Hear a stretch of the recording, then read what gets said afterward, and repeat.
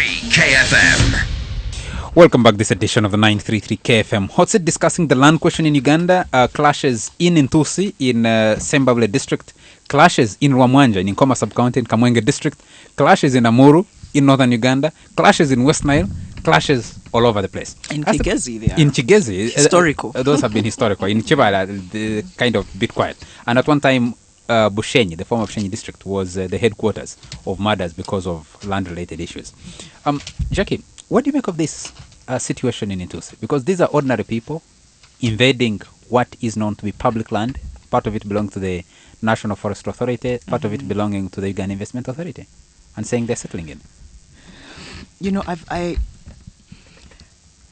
think part of the challenge, you know, as the population, do we, as families, where we are growing and we need a place to settle. Part of it is around poverty and the challenges that are associated with, you know, if the only place I can get a sense of living is from my land, if the only place I can be assured of eating my next meal is from land, I will do everything I can in my power to secure a piece of land, whether it's mine or not. And I think sometimes some of this is you know, desperate times call for desperate measures, and people just have to find a place to settle. I think there was a time, I think the Land Act is the one that proposes a land fund for the poor.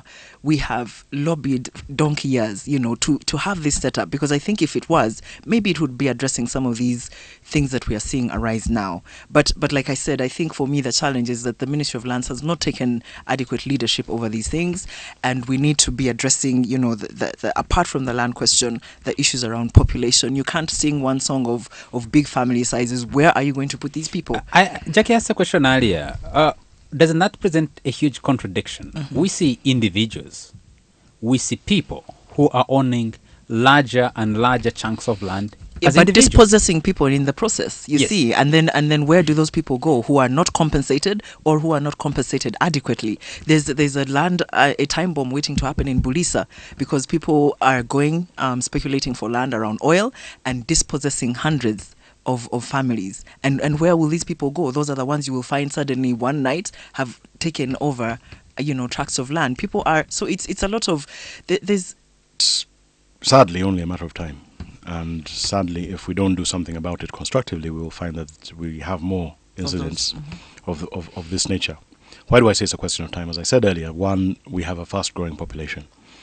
We haven't adequately addressed the population growth, and even if we start doing so now, a little bit like a ship, it takes a long time to break, you know, or to turn. It will just a keep train moving. Maybe would be more familiar or a train. Yeah, exactly. It takes a long time to break.